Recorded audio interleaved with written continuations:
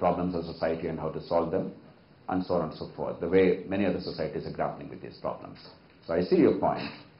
It's a question of what education really means. Your argument obviously is not against education, it's about better education and a more rounded definition of education. I couldn't agree with you more, and I think there's no one who would disagree with you on this. Yes. How do you get people to shake off their cynicism with the political system? So when you campaign, how would you prove that they should trust you? One way is to make it very romantic, and but I'm a much more earthy guy.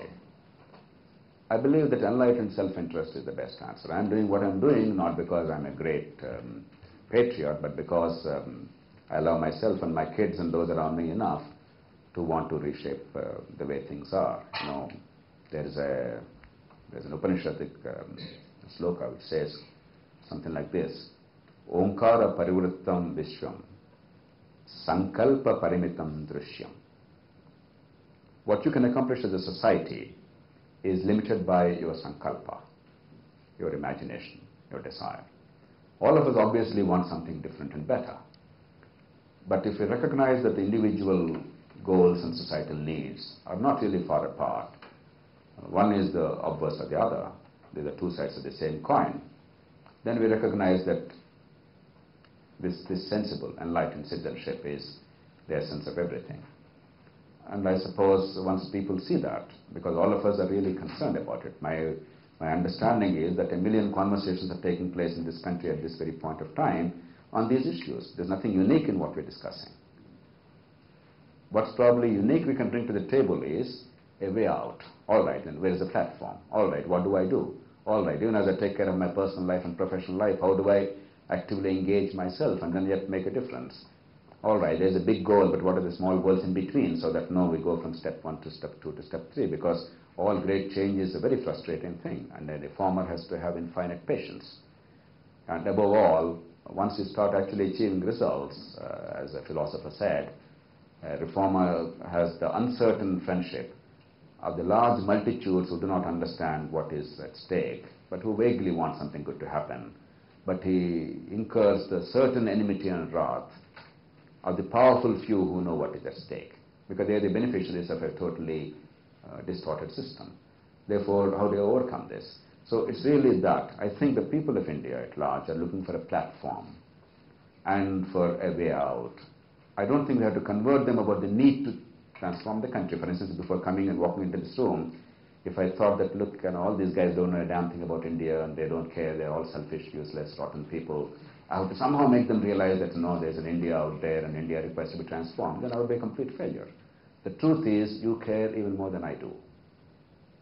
The truth is, we all require to find a way of working together, creating a platform, of institutionalizing this work, and of sustaining this work independent of individuals, though individual leaders are required from time to time, than anybody else in the past 10, 12 years, for more than 10,000 groups of various kinds, and most sophisticated groups like yours to very earthy, illiterate, rural audiences. And everywhere you see the same urge. Same questions. Language differs. The sophistication is in the expression, not in the content. Everywhere. A former chief secretary, a former prime minister, a current prime minister, to a villager and an agricultural laborer. It's the same thing. Same thing. There is this inchoate discontent in this country. This deep yearning for change. But there is a sense of directionlessness. But what do we do? How do we do? But no. I think we have to, that's what we bring to the table. If you do that, then I think people are more than willing to participate and share and contribute. Yes, here and there. Good afternoon. My name is Sandeep Sancheti. Yes, Sandeep. My question is, like, most of the governance tasks in India are taken care of by either the politicians or the IAS, IPS officers and all. But recently we saw Nandan Nilekani taking charge of that unique ID card thing. And about 20 years back, we had Sam Pitroda taking the telecommunication card. Yes. So why do we see like these, like 2 cases only I can remember of, but like such people who are not directly involved with government taking charge of such public tasks? Why don't we have why can't we develop a proper system for that? That is one question. Another thing which is like contradictory to this question, like if we start appointing people to such positions, without they either being elected or passing through certain tests or something. Like, aren't we creating holes in the system, like someone appointing someone of his choice? The assumption that all wisdom and ability lie among the bureaucrats who happen to have the good fortune of passing an examination on one day by cramming for years, or maybe on that day they actually were bright, but who eventually became morons. And in most cases that's true, because the system got the best into it, and then in 10 years' time they made monkeys out of them. That's a very dangerous assumption. It's a very classic casteist assumption that the point of entry determines the future, that there's no lateral entry possible. And I'm not saying this casually. I was a member of the Administrative Reforms Commission. I was, of course, a member of the bureaucracy, and a fairly happy member of the bureaucracy. I'm not one of those very disgusted, unhappy members. Personally, I was very happy. I had no personal problem. But I was disgusted with the way things are in general, that's all.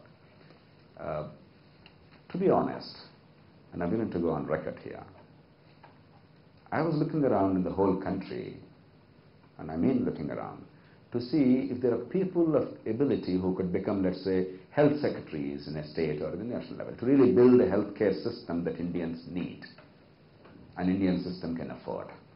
Or an education secretary who would actually know how to redesign the education system and how to create some elements of competition and choice and a measure of accountability and a whole lot of things. You know what? I haven't yet found a single person who is fit to be a health secretary in this country from the bureaucracy. I'm not exaggerating. I understand the health system of this country inside out, and I'm the author of the National Rural Health Mission. And that is my work that resulted in this Rural Health Mission, which is ham-handed, half-baked, but still better than nothing. So I'm not saying casually. I was on the Prime Minister's Advisory Council on Health Care until I left it. Professor, who I am told recently on my visit to IIM, he knew one character who could be health secretary. I could find just one person in the country. True talent, true understanding, true capacity to innovate and to build institutions in a vast and complex country like ours is extraordinarily rare. Even in Britain, the United States, or Germany and Japan, healthcare and education are issues all the time. You know, where are the people who do it? I mean, every government is worried about it. Every politician says, but how do I do it? How do I get the best people in? What is the way I get better education? Everybody is dissatisfied with what they have. And in this country, I was made the State Cooperative Bank Managing Director. I didn't know a word about banking. It is a miracle that the bank survived me. Because I had the humility to try and learn a little bit, and not to be arrogant, and apply some principles of common sense, and allowed my professionals to do their job and provide the larger leadership to create an ambience. Otherwise, many institutions in government, they are destroyed by bureaucrats who are believed to be know-alls. So we require many, many more Nandan Nilekhanis and Sam Petrodas, both of whom incidentally are my personal friends, but there's nothing about them personally.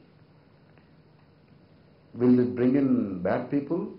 I think the fact that Nandan is appointed or Sam is appointed, there is widespread acclamation. Itself is proof that people know what is good when they see it. And if something becomes cronyism, anyway it's happening now in bureaucracy.